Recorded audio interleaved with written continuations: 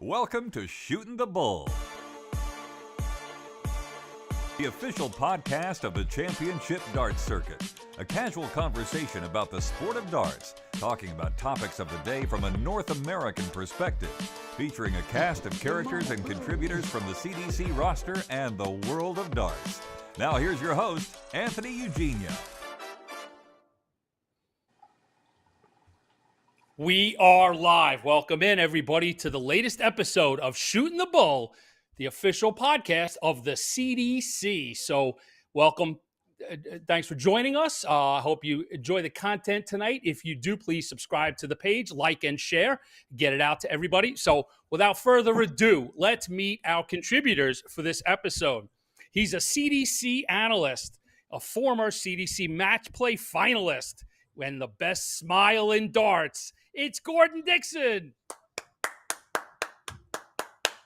All right, he is joined by a former CDC Continental Cup champion, former CDC Cross-Border champion, the reigning PDC North American champion. It's J-E-F-F, Jeff, the silencer, Jeff Smith. Hey, boys, welcome in. Thanks. Hey, good evening, fellas. Good to see you. Say hi to the peoples. All right. We're doing well tonight? Yeah, having a great night tonight.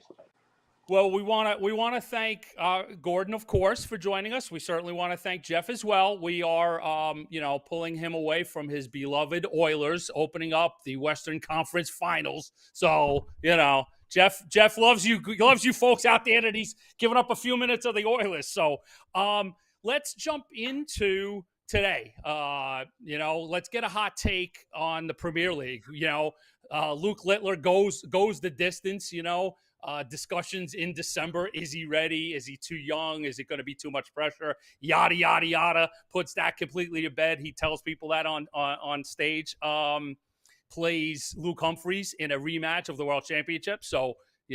They've certainly played before, but in majors, do we chalk that up as 1-1? I don't know. MVG, defending champ, goes out. So, Gordon and into Jeff, give me your take on the proceedings today. I think a lot of questions were answered as far as Mr. Littler. It's a child. That's something that's always so tough to remember. Like he's a child, just absolutely. I mean, the nerve. I commented on one of your Facebook posts, like the number of players that have been chewed up and spit out their first round of Premier League is long and distinguished. So for him to also do that on his maiden voyage is pretty impressive. So, Jeff, have you gotten a chance to play Littler? We were trying to do some research, and we couldn't find that you've matched up to him. Have you ever come across to on the hockey? No, unfortunately not. Like I said, I've definitely watching him very closely. He's a generational talent. There's no doubt about that. And I am actually doing an exhibition with him at the end of August. So looking forward to that. And but yeah, this kid's unbelievable.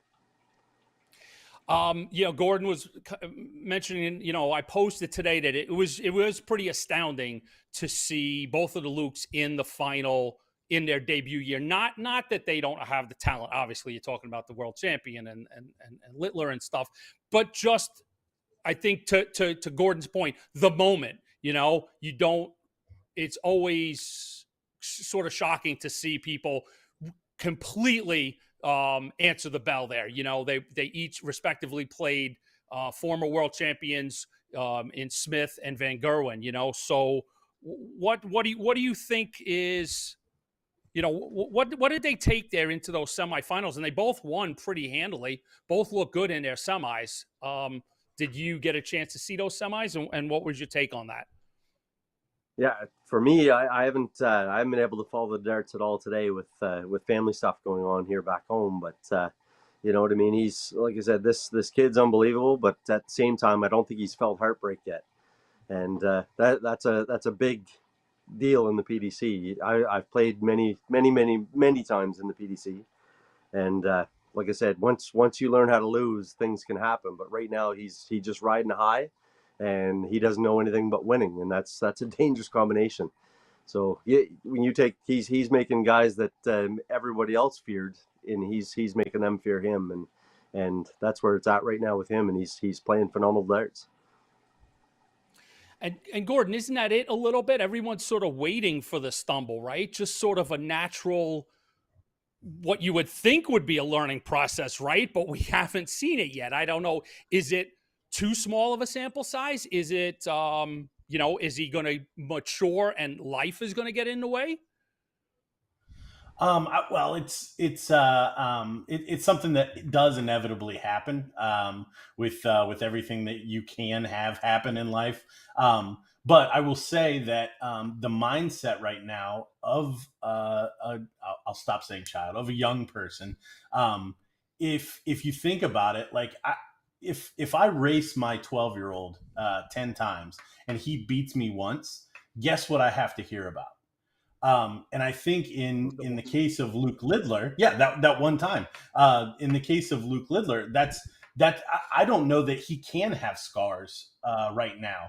I think he's got stars in his eyes, and until it becomes kind of a slog and more of a job rather than, hey, I get to go win 300,000 pounds in one tournament series. Mm-hmm.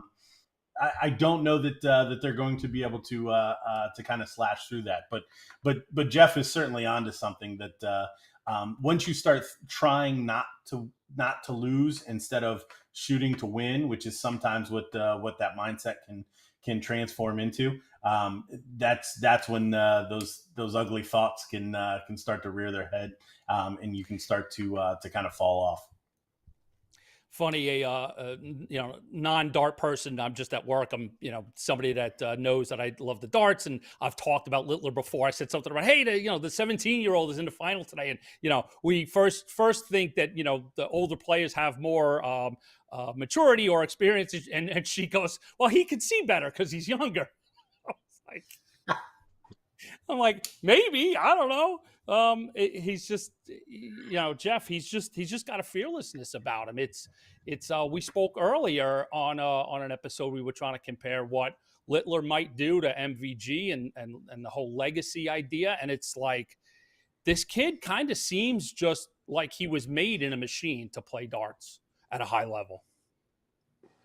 Yeah, he's playing without restrictions right now. He doesn't think he should be beat, and throwing the darts that he's throwing, and he's proven himself right. But like I said, there's always that little stumble, and that's going to be the key point for me, how he handles that. And but really, he's for me, he's a generational talent. He's the MVG, he's the Phil Taylor, and I think he's got many more years of winning. So it's going to be fun to watch. I think a lot of people do, and there's going to be some players that really have to get to work to put some things on the resume before he just starts sopping it all up. So we'll touch on in a few minutes about all of those players that you saw today and all the players during the Premier League. They're coming to New York next week, and Jeff is going to be amongst the players that are going to be on the other side of that hockey. But first, we just exited Indianapolis, and we had the CDC Championship Darts Circuit Weekend 1. We had two events that saw Leonard Gates take event 1 and then David Cameron take event 2. But we additionally had qualifiers to put players on that Madison Square Garden stage. Jeff was one of the qualifier winners. We had David Cameron, as a matter of fact, won another qualifier, and then Adam Savada came through an order of merit. Let's talk about, I guess, overall weekend, right? Between the three of us, we were all in different places and we saw different things. So let's get a perspective. I was managing, we launched the second board that we streamed. So we had a separate broadcast. So I got to see players coming through there. Obviously, Jeff, on the Aki, on the practice boards, getting a feel of competing and the players. And Gordon was our color analyst for the weekend. So let me turn it to Gordon for a second to just get a feel and an overall take on the weekend play and any outstanding things that are in your head from the weekend. Well, yeah, I mean, I talk about it every time I'm on the mic for you guys. the progression that we continue to see just in the overall talent that comes into those rooms is absolutely incredible, and it's one of the biggest things that the CDC has done for darts in North America. Is get everybody kind of knocking heads more often with big qualifying opportunities and prize money. The other thing, and I'd be interested to hear what Jeff has to say about this, is the venue itself, I think, adds a lot because everybody is pretty comfortable in that American Legion. That post welcomes us with open arms, with friendly staff, good food, good beverages throughout the day, and I think that plays a lot into what we see as far as the comfortability, and then ultimately the level of darts that we see from the field. Yeah, I'm going to second you on that. Yeah. Yep. Just with the venue itself, I was the first one. I messaged Peter and I told him, I said, as much of a pain in the you-know-what to get there, that place is fantastic. The staff look after you really, really well, and the venue's good, and there's no complaints here. Well, quite honestly, that's where we fall. That there's the quandary that it's not. There are some travel issues to get in there, and we certainly wish lodging could be better. But once you cross the doors, we feel it's a great place. We feel it checks a ton of boxes. We've seen some great play, so obviously the players are comfortable, and as Gordon said, some good food and drink, and the staff has been fantastic. So we're happy with the venue now. Jeff, obviously we touched on winning a qualifier, but good results in the main events themselves, semifinal and a runner-up. So piggybacking off of Gordon, it's been a while since you've played a unified CDC tour. 2019, I looked it up. We had a Canadian tour over COVID, but was there a different feel in the room? Was there something? Maybe I'm setting up for a question that I'm hoping I get the right answer, but was there a difference in the room than the last time you played the CDC in 2019 on the tour proper? Yeah, for me it was a full field, and that's something. Last time I played the CDC, it was a Canadian field only, and obviously going through the COVID restrictions. But it was everything that I was looking forward to, and like I said, I've lost a couple of matches there that even though I lost, I felt I could have won them both if I had just kicked in that little extra notch. But no, there's no complaints. I enjoyed every bit of Indianapolis, and I can't wait to get back there again. Big moments for me. As I said, I was scoring on that second board. I had a bunts match that was just insane. Most 1080s I think I've ever scored. And then I had a long Smith match that was just top notch quality from beginning to end.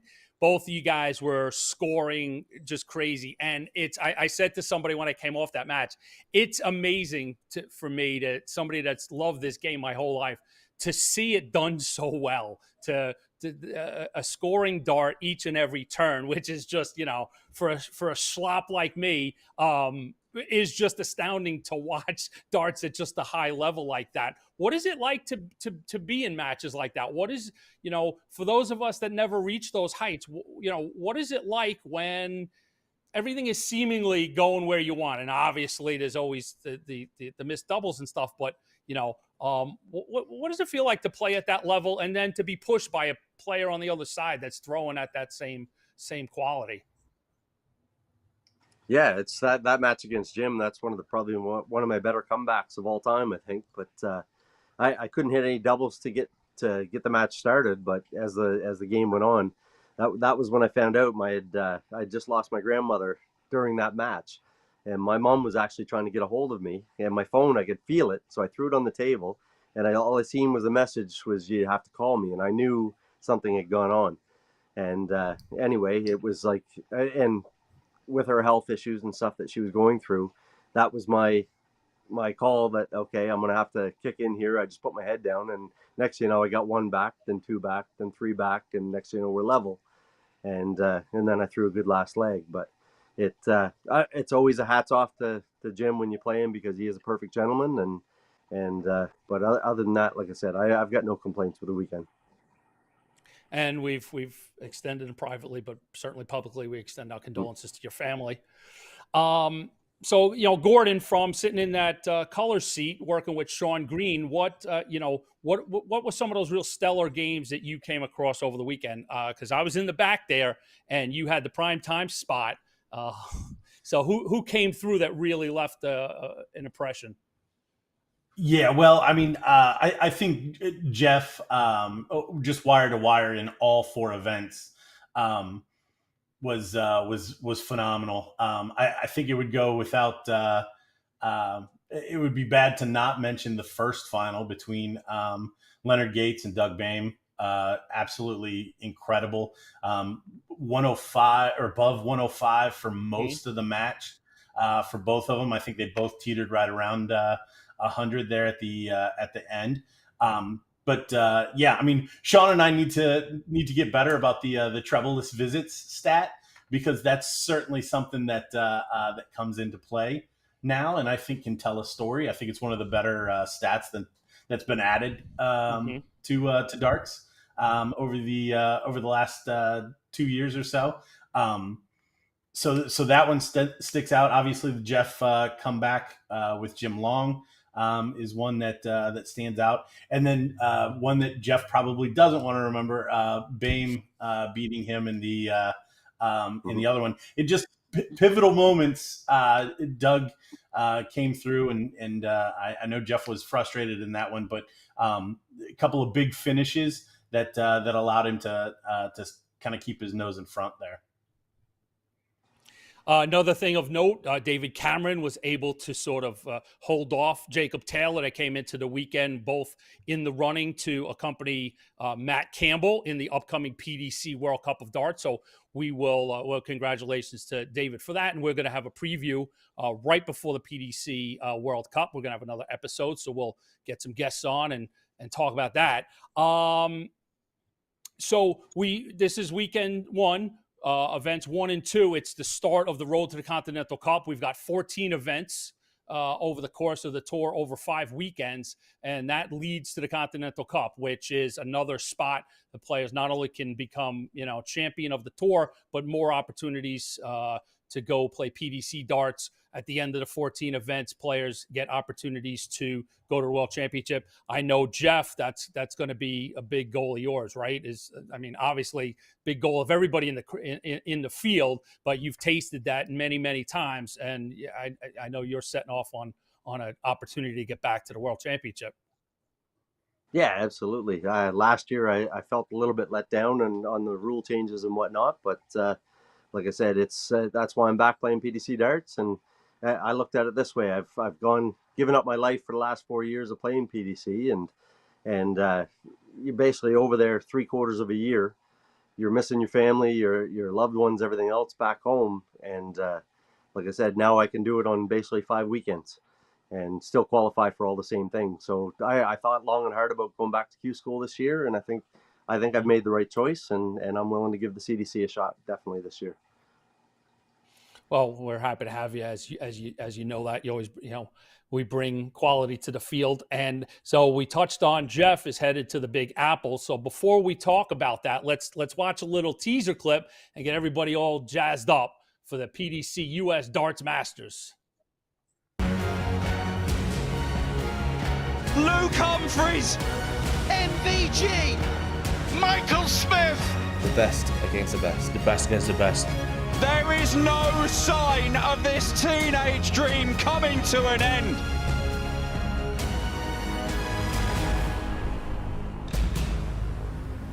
It's 8 of the best, and there is no hiding place.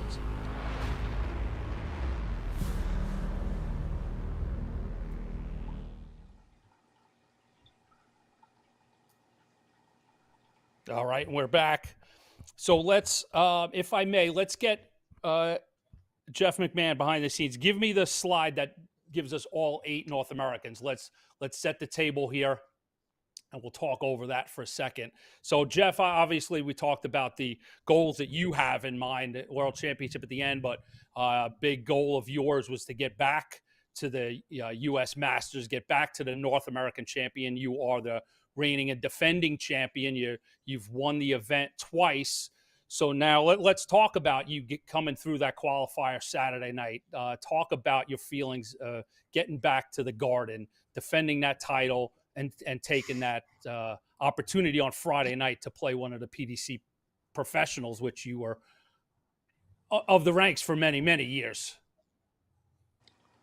Yeah, that's the whole weekend was based on that qualifier for me.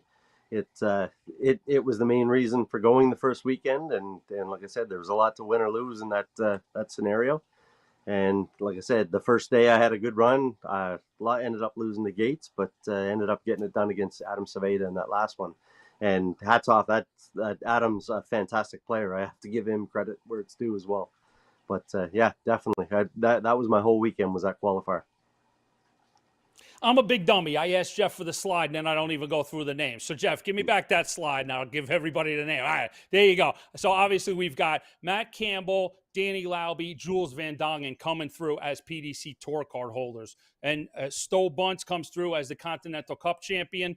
Alex Spellman is your cross-border champion. David Cameron, winner of Qualifier 1. Jeff Smith, winner of Qualifier 2. And Adam Savada, the Order of Merit winner. So there's your 8 players. So now, Gordon, let's turn to you for a minute. Give us a little take on some of those guys. Experience in terms of we've got players, I think 6 out of 8 have played in the US Masters before. All 8 players have won CDC events, so all champions and winners in their own right. Give me a little take on the North American field. Well, at this point, you have 8 known quantities in terms of top talent from here in North America. Yes, you get a little bit more of a tip to Matt, Jules, and Danny, just because current tour card holders.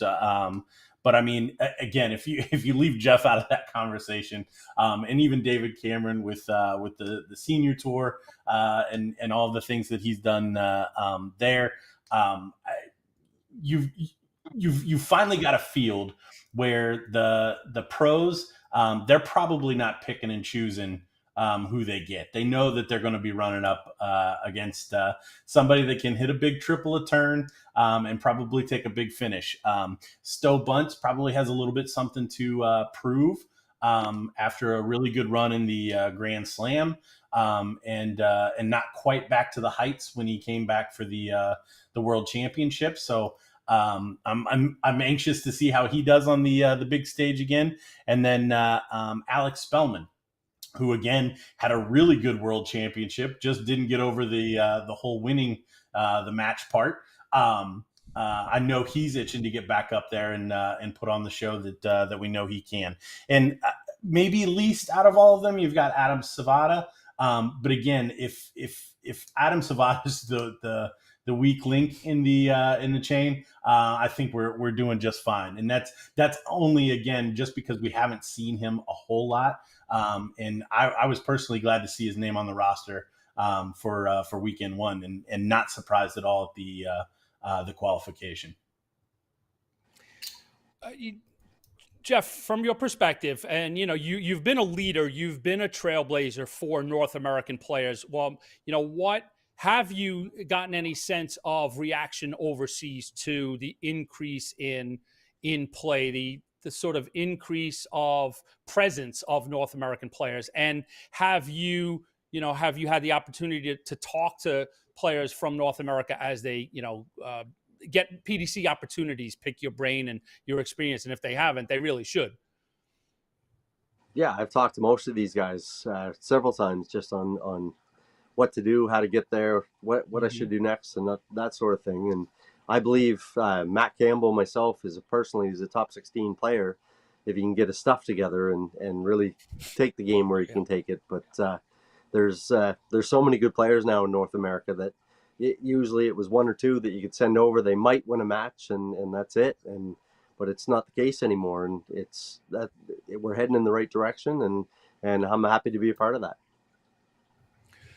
So what part of, obviously defending the title, but, what things are you looking forward to MSG? What things stood out to you about that experience that, really stuck in your competitive gut and said, I have to relive that? Yeah, it's I love New York. That's I don't know what it is about New York, but I've always seen to play really really well. I've had unbelievable exhibitions in that town and or that city rather. But it's just the people. I've got incredible support to hear them chanting your name, and I'm a guy in the country in New Brunswick in Canada that nobody would ever you would never find me on the map if you looked, and to have that much support in that city was unbelievable. New York has absolutely embraced you, and they love having you, and they're going to go wild for Jeff Smith and next week. So, Gordon, any other let's look at the. I don't think we've even touched on the PDC players, so let's touch on them quickly before we let Jeff out of here, and we'll get Jeff's take after yours on. It's essentially the whole PDC Premier League coming over, and there's been some, good and bad about that. The dart geeks who watch them all the time say, yawn, but you're coming to, the media capital of the world, and you've got to bring the best and the brightest. And I'm looking forward to seeing what kind of media things PDC and MSG pull off with these players. Give me your take on such a quality field coming out. What do we expect from some of the players? I know you've tracking their form, and who do we see doing what out of that PDC group? Well, I mean, after today, and I mean, pretty much the last year. I mean, Humphreys and Lidler have to go to the top of that list straight away. Humphreys just, I particularly don't like how he holds the dart, but it's so smooth, and each dart looks like he's placing it right where he wants. He never looks like he's pressing. And then, of course, Lidler with the championship today. He's going to be riding high. And as we've already talked about, the no scars. He doesn't think he should be beaten. That's going to be tough to get over. But I just talked about two people out of a list of 6 world championships, or 6 world champions on the list there. So there is a setup there where Van Gerwen and Humphreys could play again. I know Van Gerwen kind of prides himself on the get back straight away. So if that happens, you may look at an MVG victory there. And on the bottom half, depending on who comes through, you never know where the other 4 players, because we should talk about the 4 seeds. Van Gerwen, Luke Lidler at 2, Gerwin Price at 3, and Humphreys at 4. So you don't know where Smith, Aspinall, Cross, and Wright are going to fall. But as we've seen, Cross relatively spotty as far as performance. Wright's been up and down. Michael Smith can lose the doubles very quickly, like he did the second half against Lidler today. So I do put a lot of emphasis on those top 4, because I think that's probably a good representation of where the pros are in terms of order of merit. I know that's kind of a microcosm of their overall rankings, but I do think it's a good representation for the tournament next week. So Jeff, what's your take on that field in terms of your experience? Either playing them in the course of the PDC days, and or just the feel of how they react to the PDC stage. We see being here in the States, they're gonna have some hometown cooking against them, against the North Americans, and what have you seen with these guys in the past? Yeah. For me, I think Luke Humphreys is probably the best player in the world. Like I said, Gordon hit it on the nose. He's probably not the most explosive player to watch, but he certainly gets the job done. He can throw power scores, power finishing, and but he gets it done. Littler, probably the most explosive player on the planet. He can beat anything that's in front of him at any given time, but he goes off the boil once in a while. And like I said, the only other player in that field right now that actually catches my eye, and he's been playing great darts for the last 6 months, is Nathan Aspinall. And you can never count him out. He's a grinder, and he will fight you right to the death for that last double. And he'd be the one I'd be worried about more than anybody. So for those that maybe aren't familiar with the way the weekend's going to work, on Friday, Jeff is going to be one of the 8 North Americans that get drawn against one of the 8 PDC players coming over, and that is your first round of the US Masters. So 8 versus 8, and then the winners will progress into Saturday night at the quarterfinals. And Gordon touched on it. It'll be, a bracketed, a 4-seeded bracket that'll get drawn, I believe, sometime Wednesday or Thursday. And then Jeff has, as we talked about, he's the defending North American champion. So on Saturday afternoon, those 8 North American players, they get to square off for a major North American championship with at least, I think, $10,000 for first place and a spot in the World Championship. And that draw is going to be done on Thursday. I've got some inside info on that. So we'll wait to see who Jeff is playing on Friday and who he's going to get to play in the North American field. If you haven't got tickets yet and you go to champdarts.com, you can find that link on our page and you can get a discount on seats. So it is not too late to join Jeff and the PDC in New York City for the US Masters. So with that, we want to thank Jeff Smith for his time, very gracious with family concerns going on for the week. So again, we just want to wish all the best to you and your family, Jeff. From a dart perspective, congrats on a good weekend. We look forward to seeing you on stage. And before I close you out, is there anything you want to plug, or anything that you want to say before you head out? Did we lose Jeff? I think we lost Jeff. So I'll okay, the Irish Whiskey Bar Thursday Night Luck of the Draw featuring Jeff Smith. Okay, so there was his plug that I knew we were going to give. And again, we want to thank Jeff for his time, and I'm sure he wants to also convey go Oilers. So I will be back with Gordon in just a moment. We want you to sign up for the CDC newsletter. Stay in the loop, up to date on everything CDC with the official Championship Darts Corporation newsletter. There is your QR code right there. And you can also find all of that stuff on social media. You can find us on TikTok, Instagram, X, Facebook at Champ Darts, also on YouTube. So I want to, at this point, we have a little piece that we put together. The CDC was honored and thrilled to be part of Popcon Indy that took place late in April. As it sounds, Indianapolis, of course. All right. So our producer, KJ McGlynn, put this a little piece together. We want you to watch it, and me and Gordon are going to come back and discuss it. Enjoy. Hey, it's Antony Eugenia, and I'm joined by Peter Cetera. I'm going to take a look back at the recently held Popcon. I remember talking to you, and you kind of looked at me like I had grown another head. Like, why are we doing this? To be honest, I didn't know what to expect. I'm not in the Popcon culture, but it was pretty clear from the get-go once we got there that people were very interested. Darts coming into a pop culture convention was something I don't think that has been there before.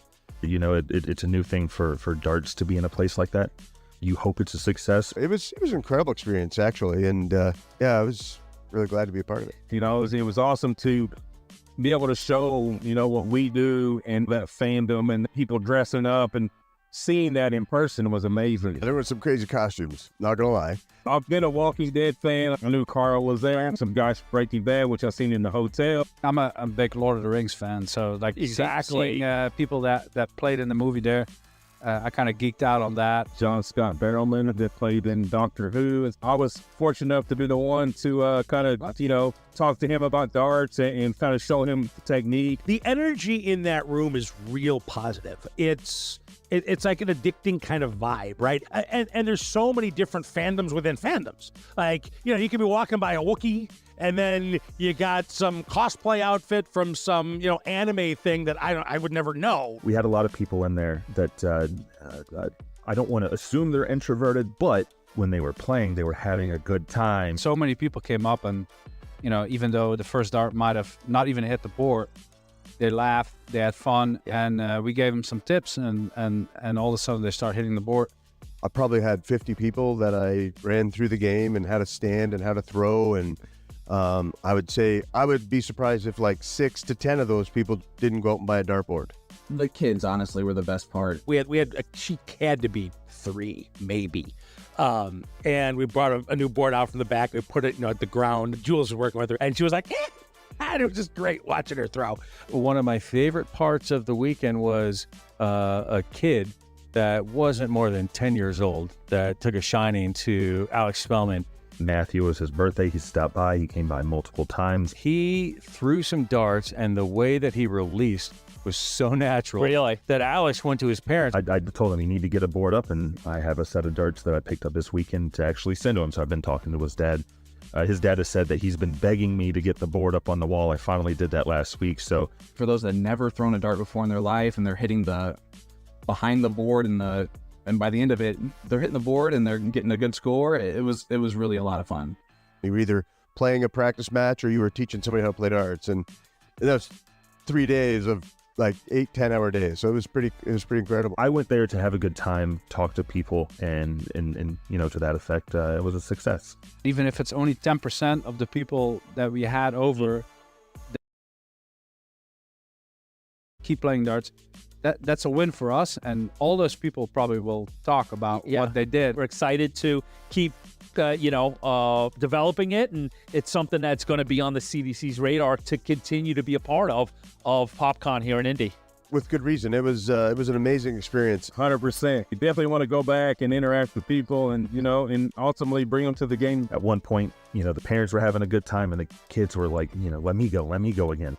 I feel really well. I feel like we did connect with new audiences. I felt like we belonged. It was a very, very good opportunity for us to grow the sport, and I absolutely hope we go back. I hope that people saw what we showed them was they can come out, they can dress up, they can have a good time. There's no judgment, no nothing, but enjoy yourself. And that's what sort of the sport is. It's a bunch of people having a party, and by the way, darts is pure fun.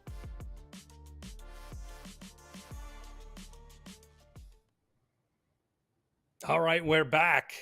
Thanks for KJ McGlynn for putting that together, and Jeff McMahon running that for us. I want to remind everybody we've also got Nils Nelson in the chat room. So if you've got any questions on what we're talking about tonight, drop us a line there in the chat, and we'll anything interesting, me and Gordon will go over it. And here's a little inside production for you. The video started and realized that we didn't have any audio going to me and Gordon. So I've watched it 6 times, so I know what's in there. So I'm going to have to give Gordon a transcript. But I was going to comment. I was like, I can't make fun of Peter or Sean because I don't know exactly what they said, but I'm sure there's something laughable I could have tagged onto. But you know what? It turns into a great way for me to give the audio listeners, as we put this up, because it will be on all your great podcast platforms, sort of an idea of what they heard, even though they didn't see it. So they'll hear it, and Gordon only saw it. It was some clips of Popcon, and what Popcon is, as it sort of sounds, is a pop culture convention that was held in Indianapolis, with all sorts of different movies, animation, comics, TV shows, all of that sort of stuff. So we were through KJ, we got an invite, and we're able to put on a booth. We sent 4 CDC staffers and 4 players: Jason Watt, Jim Long, Jules Van Dongen, and Alex Spellman, which might be the moment of that clip, is seeing Alex Spellman with a Ghostbusters pack. So, it was sort of an expo corner where we had a board set up to sort of showcase those players would play a little bit from time to time. We had other boards where people could come through, and we had contests and giveaways, count up how many you could score in 9 darts and different things like that. And so part of that piece was we caught up with a lot of those people that participated in this past weekend in Indianapolis. So when you saw somebody with a CDC shirt or a player with the microphone, Gordon, that was, we were trying to follow up and get their take, their stories, their experience. The other clips for the audio listeners were people coming through the booth. There were all different ages and demographics. We had some young kids come through, which is just fantastic. Older, male, female, the whole deal, and the gist of it, Gordon. And I'll kind of give it to you and get your take on it, because at first it did, to a lot of us, sound a little quirky. What are we doing bringing darts to a Popcon? What are we gonna do there? The things we wanted to do is convey the game that we love, this sport that we're trying to promote so hard, right? That we love it is not just a real competitive sport, but something to have a lot of fun with. And as we try and, foster an audience for those unfamiliar, dart audiences have a tendency, when they're going good, to come in costume, right? So then it became this sort of no-brainer, right? You've got a crowd that loves to dress up. Let's expose them to darts. So without, the ins and outs of it, Gordon, how does that strike you? And what sorts of things strike you about bringing darts to a pop culture convention? I didn't hear about it until after it was completed. But honestly, it didn't even raise my eyebrows as far as like an odd kind of combination, because you're exactly right. I mean, we're a niche sport, and if you're around a bunch of other people that interests are niche as well, that kind of seems like a match made in heaven. You might be able to spur some of that same, not counterculture, but I just break off a piece of some of those fans to kind of like our small little community as well. And I think as far as the representatives that you had there, I think that's a great list of people to interact with everybody that would be coming over. I mean, some of those people are just as quirky to kind of get involved in other Popcon things as well. So I think that's I think it was awesome. Wherever that originated is a great idea. Yeah, I mean, kudos to my partner Peter, who put those players together. I think they nailed it. I mean, certainly a lot of great players that we have on the roster, but those four just did a great job from what I saw, from what we had going out social media. When I was talking to them, they all had a great experience, and the thing that they loved the most was that interaction with getting somebody to really experience the game, of getting over that trepidation of nervousness of either seeing them as top players or the game itself, right? The other staffers we had Angelo and Jeff and Sally, along with Pete, and they talked about the different array. We saw in that little package there was a 3-4-year-old girl that came out, and they put the board on the base of the standard and had her chuck. There was another young boy that you saw in that package there, who everybody said that Alex Spellman was going gaga over his release. And in the piece, Spellman talks about still being in touch with his dad, and the boy is bugging his pop to get the board up, so we got a few, Gordon. Nice. No, that's great to hear. And that kind of setting kind of lends itself to that as well, because everybody's already kind of open to seeing new things and seeing what other eclectic booths are out there. So yeah. And plus I will say, did I see Smeagol? Was there an interview with KJ and yes. the actor? Oh no! I'm a please! Little jealous I can see his face. Oh goodness, you threw me off with that. Yes, KJ, give me the answer. Yep, from Planet of the Apes, Andy Serkis. That's right, Andy Serkis. Yeah, Andy Serkis. Yep, he was on a panel and talked to KJ, and we also had. I got my producer KJ on a private chat here, so I'm going to break down the fourth wall. Give me the other actor from Doctor Who. That was a big deal, Gordon. Let me see his name. He came in and he threw. He was in that piece there. He came in, he played. I believe he was on the show Arrow on the WB, and also was a big part of John Barrowman. John Barrowman was in our booth. So, as you said, like that kind of gives us a cool like crossover factor, see these guys in there. And this is certainly the crowd that we want at events to just come and have a good time. Was there anything playing?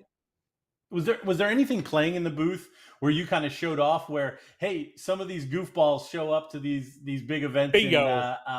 in London? Yes, we did. Exactly. That's why we have Gordon Dixon. That's why we have Gordon Dixon on, because his instincts are right. Exactly. That's what Jeff McMahon put together. That was and Angelo sort of schemed out the whole deal. Yes, you're exactly right. The idea of run clips of what it's supposed to look like, cross border for us, PDC at the Garden, things like that, right? To sort of draw their attention in. Yeah, you're exactly right. That was part of the presentation. No, that's awesome. Like I said, and the atmosphere. It really didn't even raise an eyebrow. When I heard that was an event that you guys were attending, I felt that was a great idea. I'm glad. It sounds like the response was great for the first time too. It definitely was, and I just got word that the Euro Tour was actually on. So a lot of the weekend they also just piped in Euro Tour, right? So you came by our booth. We were in a corner booth, so you've got some displays showing you this cool thing. You've got people outreach, come on in, and I heard that there were some people that were so into it that they knew when the new contest was starting, and they'd circle back around and get their name, and so we had dart brokers on site, and we had Winmar and Cosmo and A to Z all involved in terms of getting us things to give away. So it was a really good response, and we do plan on being back next year. And that was sort of the overwhelming theme from everybody that I spoke to, that they want to be back. So we are going to be back next year at Popcon. So I think we are going to take a question. I think we have a question from the chat room. And then me and Gordon will wind this puppy down. Let's see. No question from the crowd. I thought we had one. Just little tidbits I'm getting in from Popcon. Apparently that Ghostbusters pack was 40 pounds that Spellman was lugging around. So he's certainly not bringing that to the Garden. No, you don't. So, it's already warm on that stage. Whoo, yeah. So I don't think we've got any questions. That was just something that I misread in the corner of my little box here. So Gordon, let's bring this puppy home. Give me, if you have anything, any takes on sort of weekend one qualifiers, the launching pad that weekend one is, right? To sort of now as we head out to the summer, another weekend in Indy coming up, 2 weekends in Chicago, Niagara Falls, so on and so forth as we get kicked off here on the 24 circuit. Well, I'd like to focus, or at least say a couple of things about the people that still have some things to prove. And I think it just speaks to the depth of what the CDC has developed here. I mean, in all of our discussions, we didn't Jules Van Dongen, obviously a qualifier, but as far as results are concerned, I'm sure left some things to be desired on his side. Same thing with Alex Spellman, again, a qualifier for the Madison Square Gardens event. But as far as the tournament is concerned, you expect to see him in finals. Danny Baggish, somebody else that came out. Jacob Taylor, who may have one of the highest ceilings scoring wise. Again, just never looks pressed. I was surprised to or I'm surprised every time I don't see him into semifinals and finals. So some of the people that we're still waiting on, kind of making that move in this series, are really who I'm anxious to watch out for. And there's a lot of games to play, 12 more events. And it really is, it still tickles me. And it's kudos to the players working hard and playing well that you can reel off. We've got winners, but then you just gave us another half dozen players in the pipeline that all have the potential to be handed trophies over the course of this summer. Right. So I think it's a good day here in North America. Good stuff getting underway with the CDC. Exciting weekend next weekend. As I mentioned earlier, you can go to champdarts.com or straight to Ticketmaster and you do a search for the US Darts Masters and you'll find that if you use the code CDC33, you can get 33% off what we call the bowl seats, everything that's a seated spot. And folks, trust me, I've been in the arena, I've been in the theater at Madison Square Garden. There's not a bad seat in the house. You get up in that two sections. If a little tip, go 2-0, I think it's 202, 204, 206, puts you right on camera, right over the players. So if you want to look for those tickets, but conversely, if you're over in the other section, I don't remember those numbers, but you've got the walk-ons on the other. So there's a lot of cool stuff. Trust me, Gordon's laughing. He knows what a dart geek I was. Seating strategy. Oh my I God! like of it. course Seating the strategy. I was up at the Mohican Sun. I wore a bright red shirt so I'd get on TV. I was a total mess. I was always looking to get on TV. You have to, Gordon. That's awesome. Yeah, that is an underlooked or an overlooked element for me. I unfortunately I haven't been able to make it to that event. I'm a little disappointed. Just to throw another name out there, Jason Brandon. I just randomly came across a TikTok where the guy was like, "Oh my gosh, they love this guy," and it was Jason Brandon playing at Madison Square Gardens. And the guy's got his phone up, doing a selfie, like showing the crowd and showing him playing. And I'll never forget that. I thought that was absolutely incredible. So I'm anxious to see who this year's. Or hopefully we get some random fans that'll be putting some TikToks out like that. Some selfies with the players, and that truly is. I got to convey that.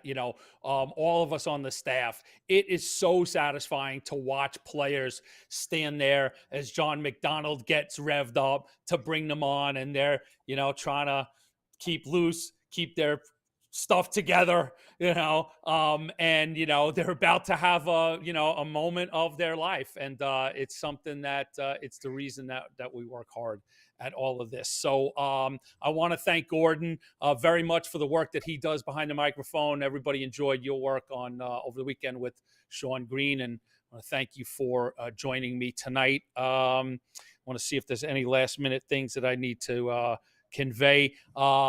Look out for this podcast. Will be audio on all your favorite podcast platforms. We're on YouTube and all social media at Champ Darts. So we would appreciate if you give us a 5-star review, like, and subscribe.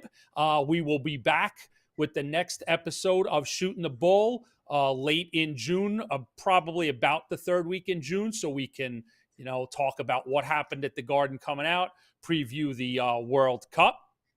I want to thank Jeff, KJ, and Nils behind the scenes, and all of you out there watching and listening. We appreciate the support. I'm Antony Eugenia. See you next time on Shooting the Bull.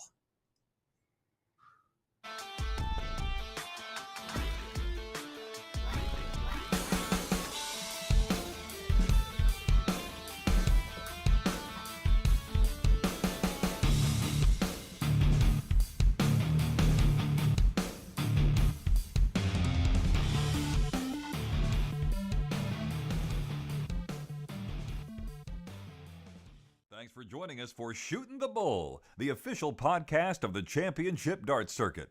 Subscribe to the show so you don't miss an episode, and follow us at Champ Darts on social media to keep up with all of the latest news on North American darts.